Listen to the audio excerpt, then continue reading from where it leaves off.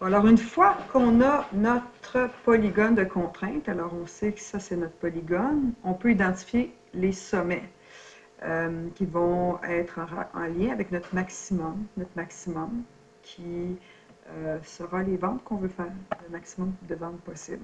On a ce sommet-là, sommet-là, sommet-là, sommet-là. Alors lui, on sait qu'on peut l'éliminer tout de suite parce qu'on ne veut pas avoir 0 gâteau de vente, donc on va en vendre plus. Alors parmi ces trois-là, on pourrait s'aider de la droite baladeuse. Pour ce faire, il suffit de trouver le taux de variation, notre A, qui est dans le fond 13x virait de l'autre côté par rapport à notre y, donc il serait négatif. Et après ça, il faudrait diviser par 16. Donc, pour faire ma droite baladeuse, ici, je peux utiliser 16 comme ça et 13 vers le bas, parce que c'est delta y sur delta x. Et je vais utiliser le nombre de cases, parce que mes cases ont la même mesure comme ça et comme ça. Ils sont donc proportionnels les côtés. Donc, si je pars d'ici, je vais faire 2, 4, 6, 8, 10, 12, 14, 16. Et ensuite, je vais descendre de 13. 2, 4, 6, 8, 10, 12, 13. Alors, j'ai ainsi ma droite baladeuse. Je vais juste la préciser une petite affaire. Ici. OK. Et maintenant, si je la bouge comme ça, étant donné que le coefficient du y est positif, alors plus ma droite va être haute, plus je vais avoir de vente. Donc, le dernier point touché de mon polygone de contrainte, ça va être celui-ci. Donc, c'est celui-là ici. Je vais le mettre un petit peu plus mince. Vous allez voir. Voilà. Alors, dans le fond, c'est quoi? C'est notre point d'intersection entre la droite qui est ici et la droite qui est là.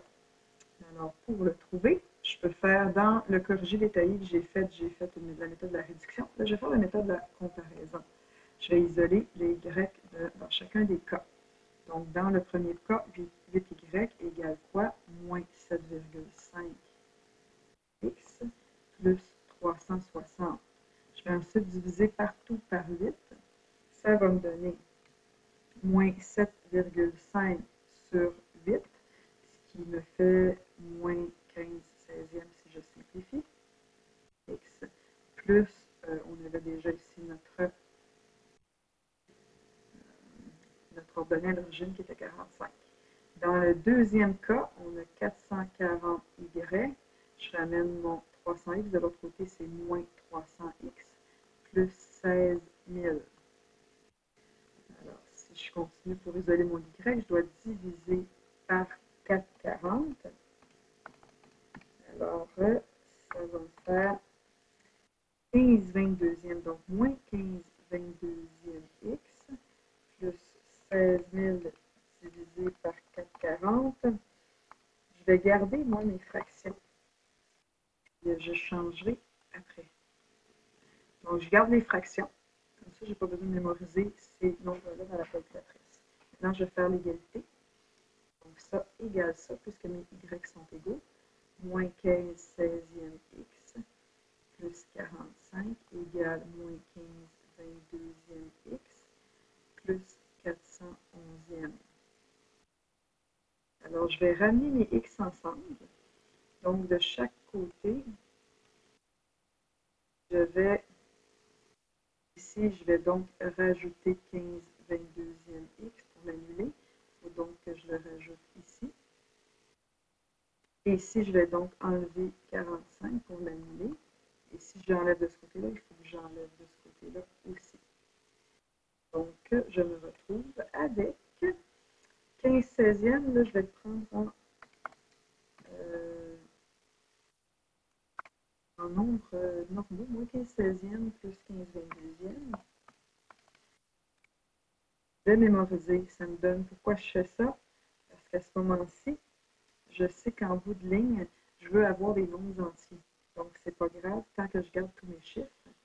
Alors, ça ici, ça continue. Je le garde en mémoire. Moi, je le mets dans Storage. Et ici, j'ai 411e moins 45. Ce qui me donne, donc ici, c'est un négatif. Et ici, ça me donne un négatif. 8 1,63 périodiques. Alors, je n'ai qu'à diviser de chaque côté par mon nombre qui est en mémoire. Et je vais obtenir 33,7, donc environ, précisément ici dans ce cas-ci, 33,7 périodiques. Égal dur.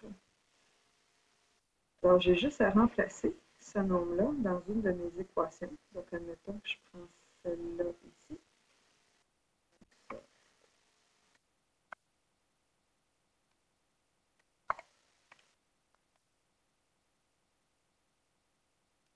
Alors, ça me donne un Y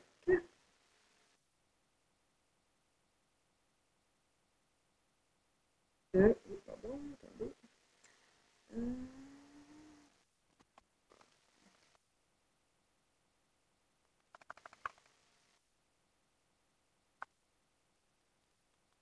Ça nous donne un Y de 13,3, donc périodique.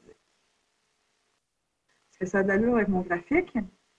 33,7, oui, ça a de l'allure, et 13,3, ça a bien du bon sens. Donc, ce nombre-là, ici, c'est 33,7 périodique et c'est 13,3 périodique.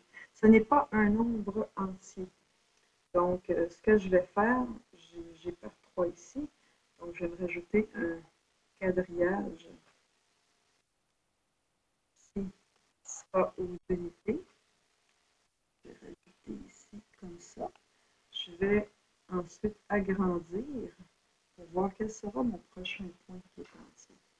Donc, je vais zoomer. Alors, je zoome ici à 300%, je vais encore mieux voir.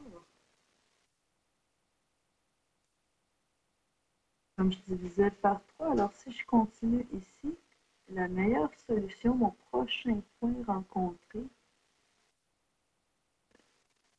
c'est exactement celui-là ici. Donc, je pourrais tester, ça semble être lui. Je pourrais me rajouter, oh, attendez, mais ils sont mal faits. Comme ça va être mieux. Oui, là, c'est bien fait. Alors, si je regarde, mon prochain point rencontré semble être celui-là. Je pourrais tester avec l'autre qui est ici, mais la réponse va vous donner que c'est celui-là ici, qui est donc 1 de plus que 33. En fait, on arrondit, ça donne 34. 1 de plus, tout à fait, mais ça va donner 34 ici et 12 là. Donc, 34 et 12. On pourrait vérifier et confirmer. Je baisse un petit peu parce qu'il est à 13,3 ici. 13,3, donc ça pourrait être celui-là ici.